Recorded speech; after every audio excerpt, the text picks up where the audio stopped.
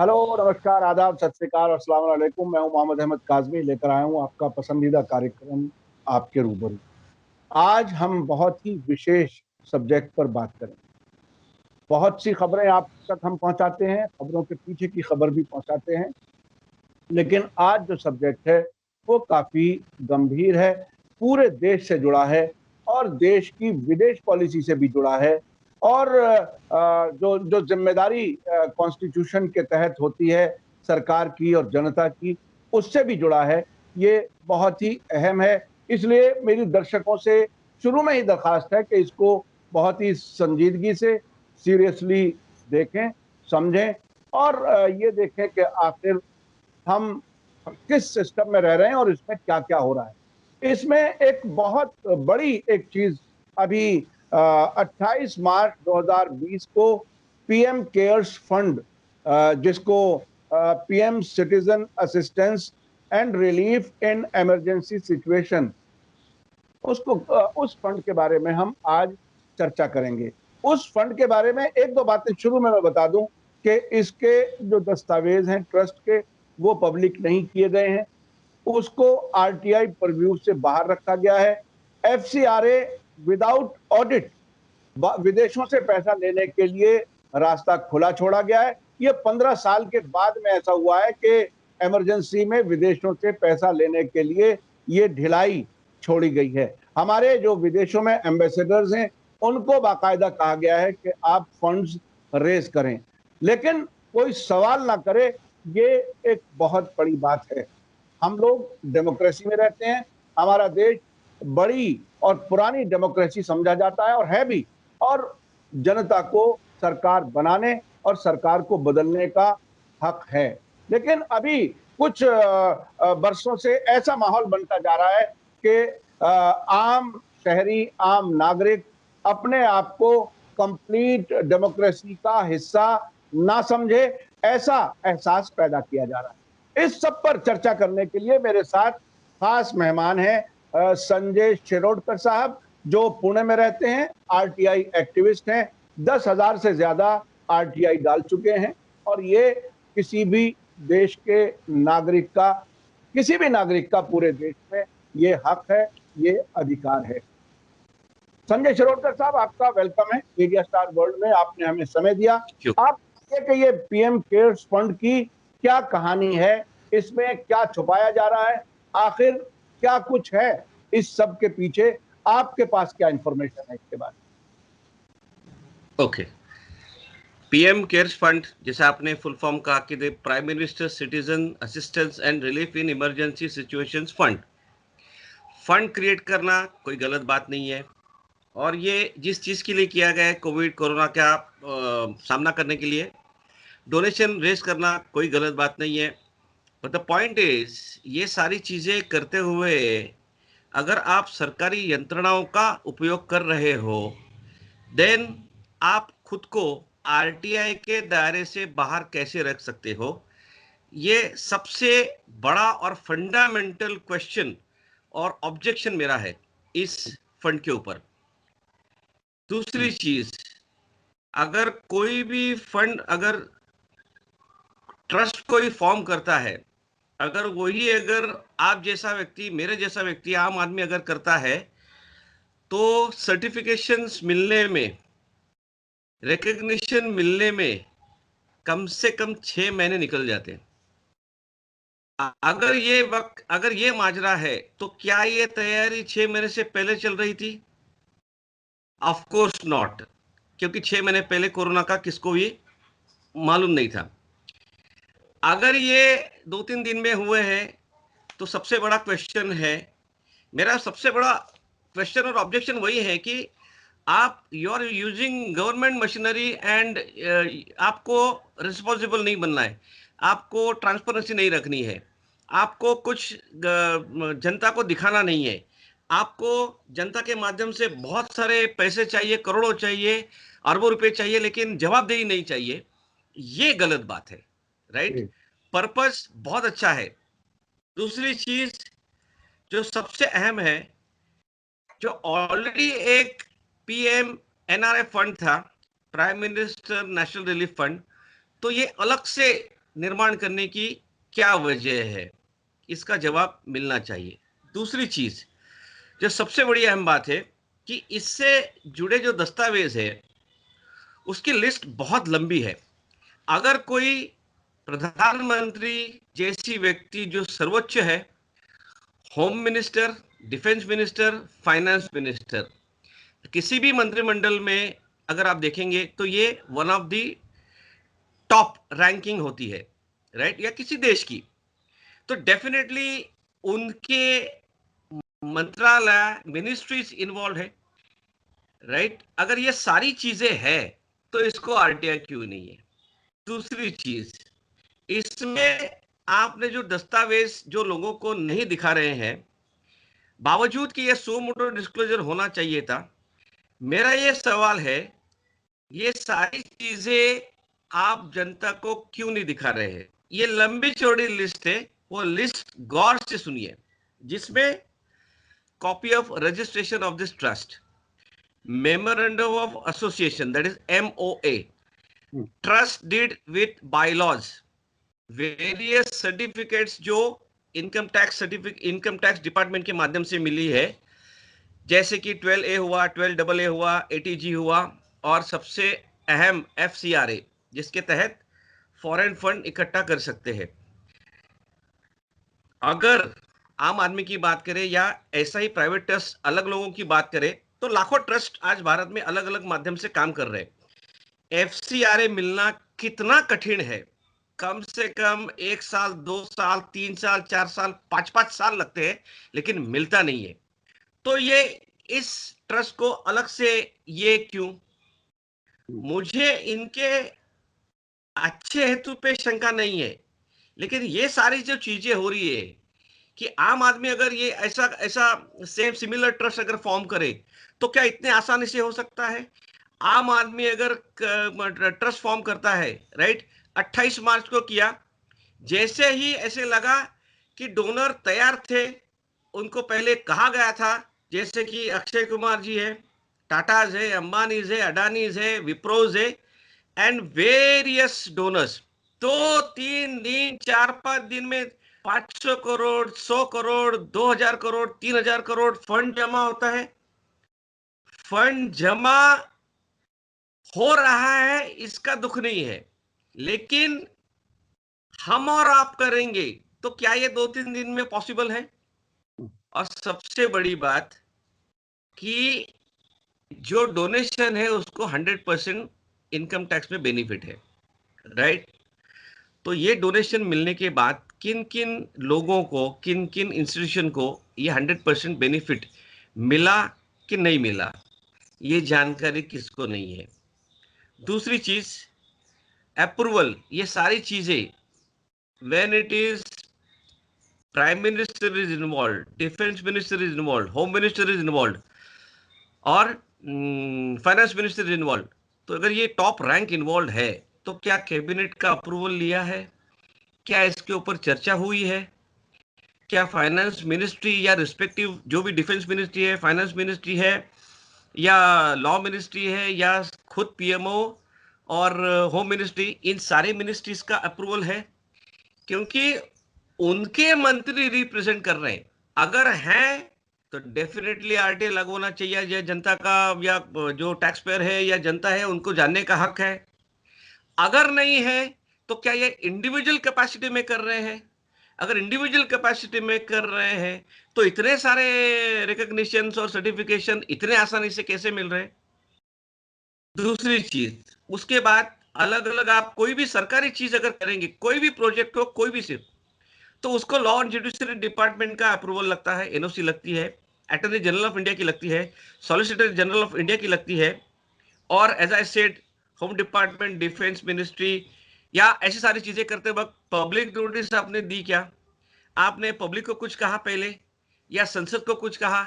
आपके जो MP colleagues है, भले वो राज्यसभा हो या लोकसभा हो, उनसे कंसल्ट आपने किया क्या? बिकॉज इट इज पूरे देश के ऊपर इसका असर हो रहा है, और आए दिन अलग अलग स्टोरिया आप देख रहे हो इसमें कि भाई ये नहीं हुआ, वो नहीं हुआ, वेंटिलेटर ज्यादा इसमें लिया, या परसों आपने 2-3 दिन पहले वो एमपी थी टीएमसी की महुआ मोइत्रा जी, उन्होंने क्वेश्चन रेज किए थे, तो उसका आंसर मिला क्या?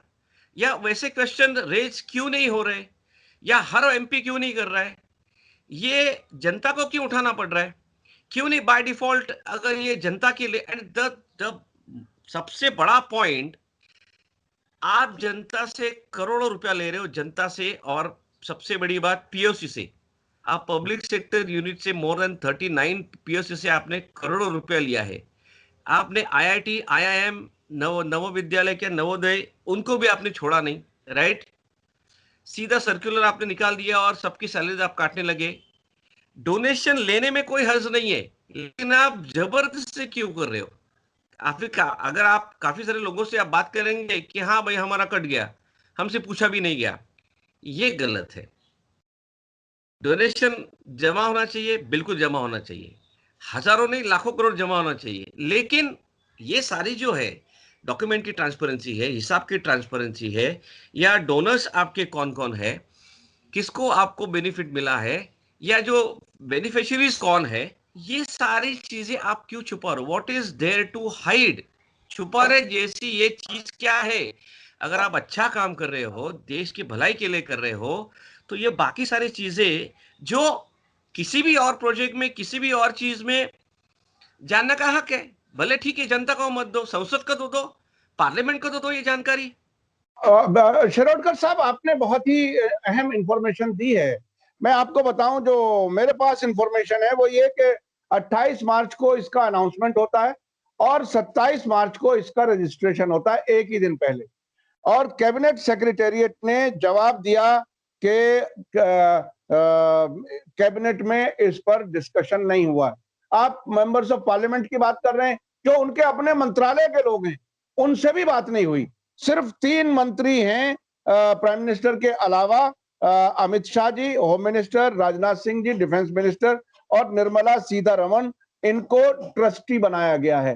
तो ये आखिर अच्छा, इसमें एक चीज और है, क्या विदेशी कंपनियों, ये तो बात आपने बताई, पीएसयूज इन्होंने सब कुछ दिया, क्या विदेशी कंपनियों, खासतौर पे चीन की कंपनियों ने भी क्या कोई इसमें डोनेशन दिया है? क्या है आखिर? और क्या ये जो प्रधानमंत्री जी चीन का नाम नहीं ले रहे, आज तक नहीं ले रहे खुल करके, क्या इससे कहीं कोई एक दूसरे से जुड़ी हुई कोई चीज है, क्या है? जो भी पब्लिक डोमेन में इंफॉर्मेशन अवेलेबल है, न्यूज रिपोर्ट्स में है, या परसों इन्होंने भी जिक्र किया था TMC MP, Huawei 7 crore, TikTok 30 crore, Paytm 100 crore, Xiaomi 15 crore. ये कोई 100, 200, 1000, 200, 1, 2 लाख, 5 लाख की बात नहीं है ना। जी जी ये जी। करोड़ों रुपए की बात है। एक जगह पे आप बोल रहे हो कि इनको बैन करो, इनसे लेना नहीं है, ये हमको अटैक कर रहे, फलाना है, डिमका है, वॉर सिचुएशन है। तो अगर ये सारी चीजें है, तो इनका आपने डोनेशन क्यों एक्सेप्ट किया? जी मान लो कि जो टसल हो रही है उसके पहले अगर डोनेशन लिया होगा, एक्सेप्टेड, तो वापस कर दो ना, हाँ, वापस कर दो। ये बिल्कुल। दिखाओ जनता को कि नहीं, हमने कहा है बैन तो बैन, इनका पैसा भी नहीं लेंगे। ये बात नहीं हो रही है, जी ये जी। नहीं हो रही। ये सारा, ये फिर सारा मामला संदिग्ध है, अच्छा, ये शंका पैदा करता है। अच्छा, आप चूंकि पुणे में रहते हैं और नागपुर आपसे बहुत दूर नहीं है, हमारे एक साथी हैं जो आरएसएस और बीजेपी के वर्किंग स्टाइल पर बात करते हैं। उन्होंने ये इस हद तक बताया कि 2014 के बाद अब तक चाइना की जो कम्युनिस्ट पार्टी है, वहां जाकर के ये 1 हफ्ता 10 दिन की बाकायदा आरएसएस के लोग ट्रेनिंग लेते हैं। यानी कहीं ना कहीं कोई आइडियोलॉजिकल भी कहीं कुछ या मिलता है, या उनसे कुछ चीजें सीख करके आ रहे हैं। अगर इतनी नजदीकियां हैं, एक तरफ फंड ले रहे हैं करोड़ों रुपए का, दूसरी तरफ पाबंदी की बात भी कर रहे हैं, इसके साथ साथ प्रधानमंत्री जी चीन का नाम नहीं ले रहे। हमारी फौजें, उनमें से 20 हमारे फौजी शहीद भी हुए। हमारे रक्षा मंत्री जी कह रहे हैं कि हालात बहुत खराब हैं, विदेश मंत्री जी कह रहे हैं हालात बहुत खराब हैं। जाहिर है हमारी जमीन पर चीन के फौजी आए हैं तभी तो हालात खराब हैं, अगर वो नहीं आते तो ये इतनी बात भी नहीं होती। तो फिर क्या है ये क्या कुछ छिपाया जा रहा है? क्यों चीन के साथ ताल्लुकात, रिश्ते छुपाए जा रहे हैं? और साथ साथ एक रिपोर्ट हिंदू अखबार ने की थी, 1000 वर्ग किलोमीटर, स्क्वायर किलोमीटर जमीन चीन के हाथ में है। तो इस सब के बावजूद भी क्या कुछ पॉलिटिकल अपने कनेक्शंस, पार्टी के कनेक्शंस, या शायद सरकार में भी कुछ लोग, उनको बचाना, उनको प्रोटेक्ट करना ज्यादा अहम है या देश का प्रोटेक्शन ज्यादा इंपॉर्टेंट? जो आप कह रहे हो वो मैंने भी पब्लिक डोमेन या मीडिया से ही पढ़ा है। मैं कोई आप जैसा इंटरनेशनल अफेयर्स का एक्सपर्ट नहीं हूँ, लेकिन as a citizen of this country and very responsible citizen of this country, मेरा ये मानना है जो आपको प्रश्न आ रहे हैं, जो मुझे प्रश्न आ रहे हैं, हमने जिनको चुन के भेजा है 546 एमपीज को, राइट, वो क्यों चुप है? वो क्यों नहीं हल्ला गुल्ला कर रहे? राइट, चलो मैं मानता हूं कि विरोधक तो टीका करेंगे ही, वो तो बोलेंगे ही। जो 303 हमने दिए हैं उनको लोक प्रतिनिधि कहते हैं। वो पार्टी बाद में आती है। तो वो 303 में से आपने ये मान लो ये 4 छोड़ दिए, बाकी के 299 क्या कर रहे? 299 MPs of the same party or maybe the coalition, why they are quiet? ये चीज है, मुझे ये दुख इस बात का है कि जिनको हमने चुन के दिया है, they should shout for us, they should ask question on behalf of citizen of this country or taxpayer of this country और जो भी है। और सबसे बड़ी बात, जैसे मैंने कहा कि 4 ही लोग ट्रस्ट पे लिए गए, 7 लो, 10 लो, क्यों नहीं टाटास, क्यों नहीं अंबानीज, क्यों नहीं अडानीज, क्यों नहीं महिंद्रास, या कोई भी अच्छा एक्टिविस्ट जो काम कर रहा है इस क्षेत्र में, सामाजिक क्षेत्र में। अपने भारत में कोई कमी नहीं है, हजारों मिलेंगे, उनमें से कोई या कोई एक्सपर्ट डॉक्टर क्यों नहीं? अगर स्पेसिफिक कोरोना कोविड के लिए है तो स्पेशलाइज डॉक्टर या कोई मेडिकल कंसल्टेंट उस ट्रस्ट में क्यों नहीं है? ये प्रॉब्लम है, राइट। दूसरी चीज मैं आपको शेयर करता हूं कि ये सारी चीजें जब हो रही, कोई भी अगर ट्रस्ट फॉर्म होता है, राइट, तो काफी सारे डॉक्यूमेंट्स सबमिट करने पड़ते हैं टू गेट दी रिकग्निशन। उसमें से क्या था, ये to show some kind of experience की उस चीज में आपको एक्सपीरियंस है। देखो एक चीज कहते हैं, आरटीआई मना क्यों किया? प्राइवेट ट्रस्ट है, लेकिन नाम क्या दिया? पीएम। दोनों कॉन्ट्रडिक्शन है, राइट। उसके बाद अगर आपको 1 रुपये का भी डोनेशन अगर जनता से या मार्केट में से चाहिए, राइट, तो you have to show experience. वो था क्या? You have to show the age of the trust. वो था क्या? performance shown to receive funds and project by the said trust or fund, list of names suggested for the said trust or fund, honoring the registered restricted list of names as per the provision of the emblems and names act 1950। इसके तहत क्या ये PM के नाम register है क्या? क्या उस कायदे का सहारा लिया था क्या? List of settlers oblique authors, trustees and witnesses of the said trust, ये सारे लोग मौजूद है क्या? List of documents submitted by the settlers और authors and trustees along with the trust deed for information of the said trust and fund, proof of registered address. अभी चूंकि हमें कहा गया कि पीएमओ कार्यालय है, तो उसका रजिस्टर प्रूफ सबमिट किया है क्या? Signed NOC from the land owner submitted for formation of the set trust. मान लो अगर रजिस्टर एड्रेस है, अगर मान लो इस केस में पीओ है, तो अगेन सेंट्रल मिनिस्ट्री, कैबिनेट या महामहिम राष्ट्रपति जी, इनका कोई एनओसी लिया है क्या to give PMO as a registered address? ये बहुत लंबी चौड़ी लिस्ट है और इस एक भी प्रश्न का उत्तर नहीं मिल रहा है। ये मिलना चाहिए तो ये ट्रांसपेरेंसी बरकरार रहेगी, नहीं तो ये विवाद सालों साल चलते रहेगा, जो गलत है। अच्छा, शिरोडकर साहब, आपने बहुत सी चीजें कानूनी बताई और आपने ये भी बताया कि कहाँ कहाँ फ्लॉज हैं, कहाँ कहाँ कमजोरियां हैं, दस्तावेजों की कमी है। उस सब के बावजूद भी ये सब हुआ। परसेप्शन एक बन रहा है कि पूरी दुनिया में कि ये कोविड-19 के नाम पर पाबंदियां लगाकर, लॉकडाउन लगाकर, कर्फ्यू, 144, मास्क, जो भी आप कहें, ये सब लगा करके कुछ बल्कि बहुत से मुल्कों में डेमोक्रेसी कमजोर हो रही है और डिक्टेटर्स को डेवलप किया जा रहा है। ये एक जनरल परसेप्शन, जो लोग नजदीक से चीजों को देख रहे हैं वो ऐसा महसूस कर रहे हैं। अब मैं दूसरी बात कहता हूं, मैंने खुद कई मुल्कों का ऐसा दौरा किया। मिसाल के तौर पर इराक में सद्दाम हुसैन के जमाने में, उधर लीबिया में कर्नल गद्दाफी के जमाने में, सऊदी अरब में तो अब तक भी, और बहुत से मुल्कों में जहां डिक्टेटर्स हैं, बादशाहते हैं, वहां आम आदमी के लिए पीसफुल रहने का सॉल्यूशन सिर्फ एक है कि आप पॉलिटिक्स की बात नहीं करेंगे, आप सरकार की बात नहीं करेंगे।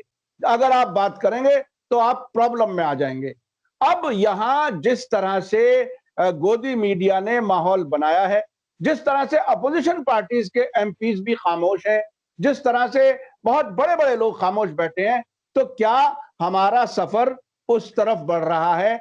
आप इसको कैसे महसूस कर रहे हैं? ये बहुत ही गंभीर समस्या है, क्योंकि हम अभी तक ये यकीन रखते हैं कि डेमोक्रेसी में आम आदमी के कुछ बेसिक लाइफ एंड लिबर्टी के हकूक होते हैं, अधिकार होते हैं। आप इसको इस पैरामीटर में क्या देखते हैं?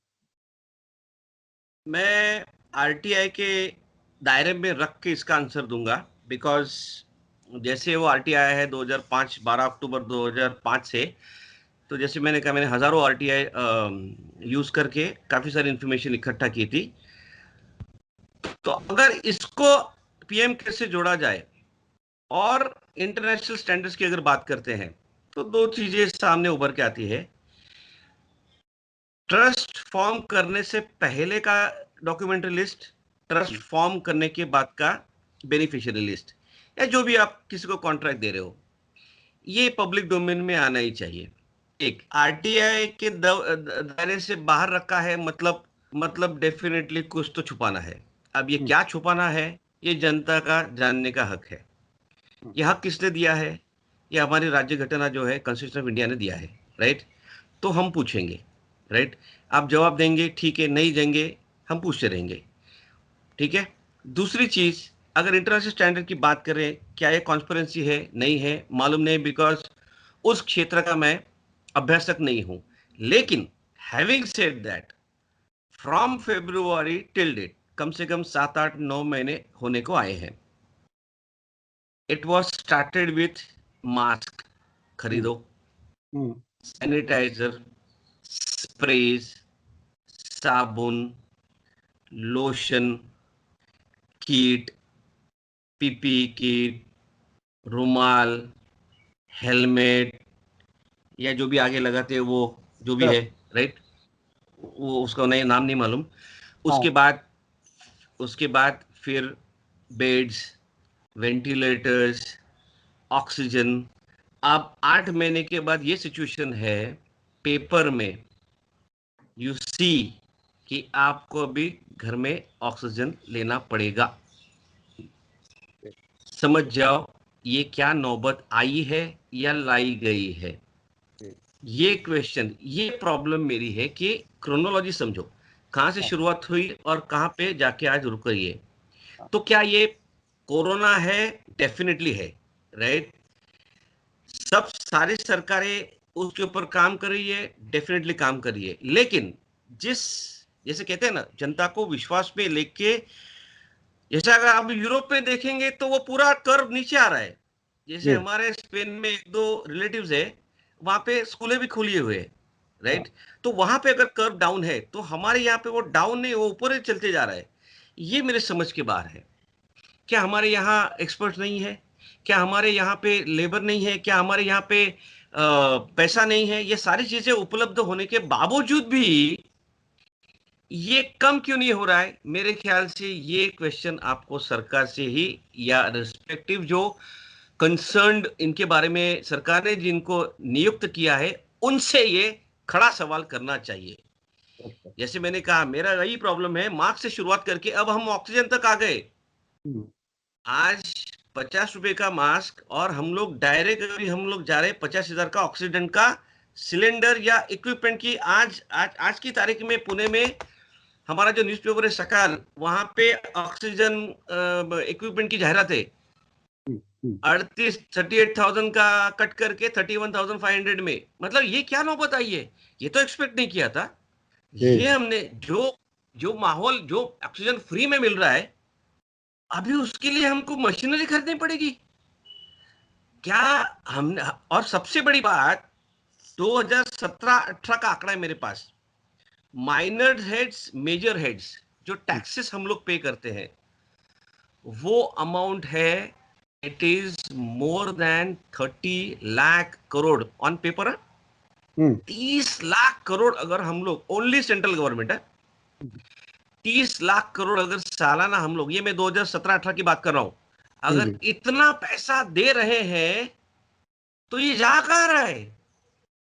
जी, जी, जी, सबसे बिल्कुल। बड़ी बात। दूसरी चीज, जैसे कोरोना हुआ, सबसे पहले या दूसरे दिन 15,000 करोड़ का अनाउंसमेंट हुआ था।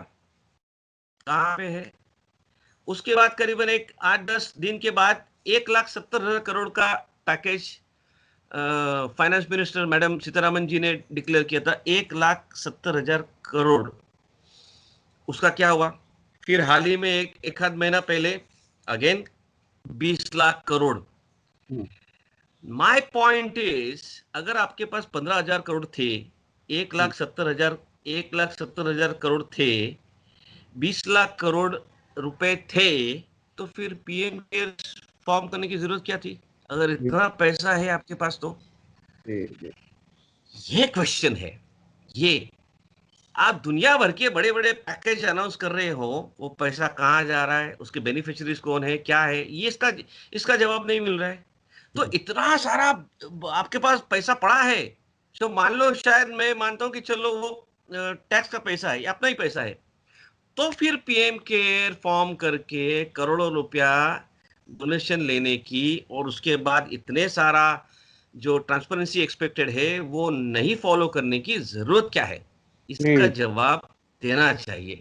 जी, जी, जी, बहुत बहुत शुक्रिया संजय शिरोडकर साहब। कोई खास अगर इम्पोर्टेंट कोई पॉइंट रह गया हो तो वो आप ब्रीफ में बता दें, चूंकि सोशल मीडिया पे और बहुत लंबी बात नहीं हो एकदम सकती। लास्ट, नहीं नहीं कोई बात नहीं, एकदम लास्ट। अगर किसी, अभी चूंकि आरटीआई का अभ्यास है, 10,000 से ज्यादा एप्लीकेशन किए हैं, काफी सारे वर्कशॉप लोगों के लिए किए हैं, तो एक ही सवाल है मेरा, as a RTI user, not activist, right? तो आरटीआई किसको लगता है?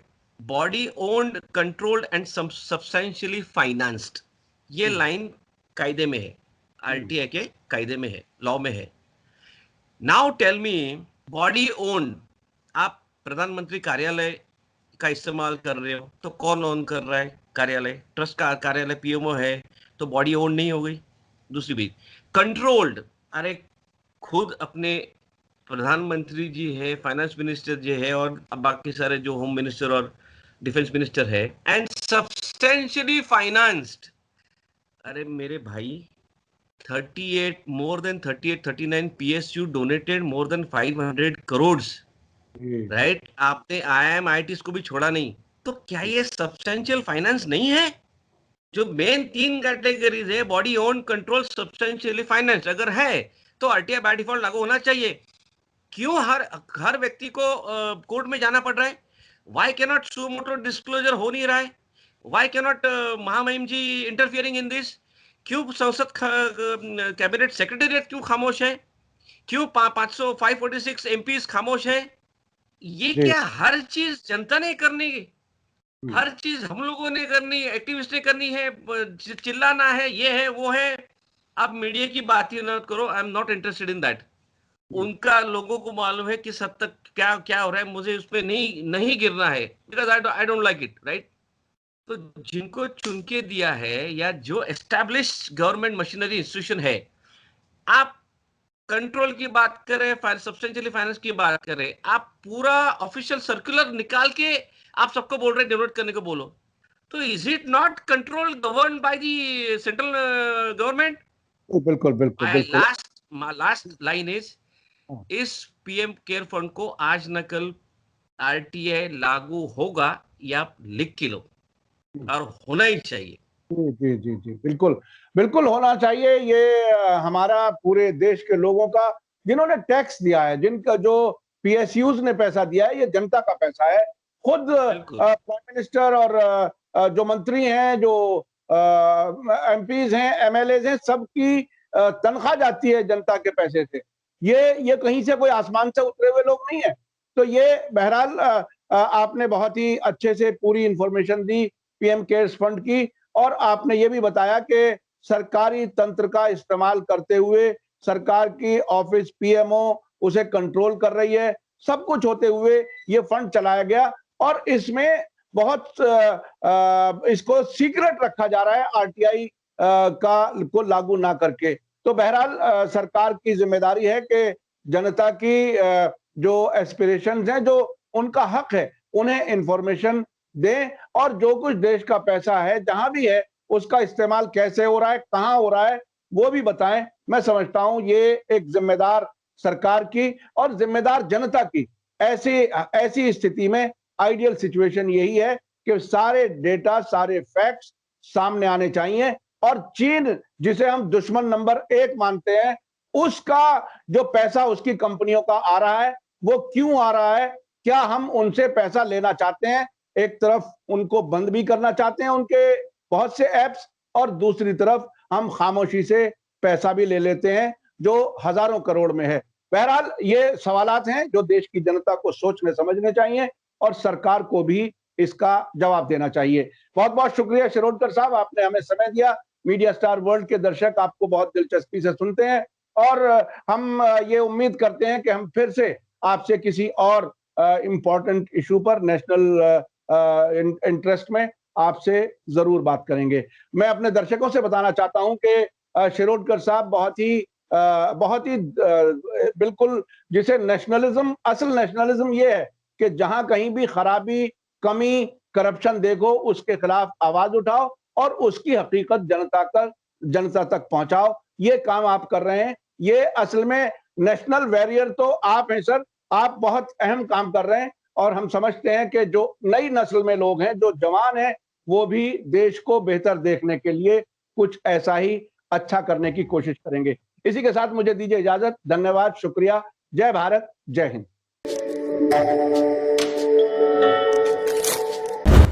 मीडिया स्टार वर्ल्ड के और वीडियो देखने के लिए हमारे चैनल को सब्सक्राइब करें, और सीधे नोटिफिकेशन पाने के लिए बेल आइकन दबाएं।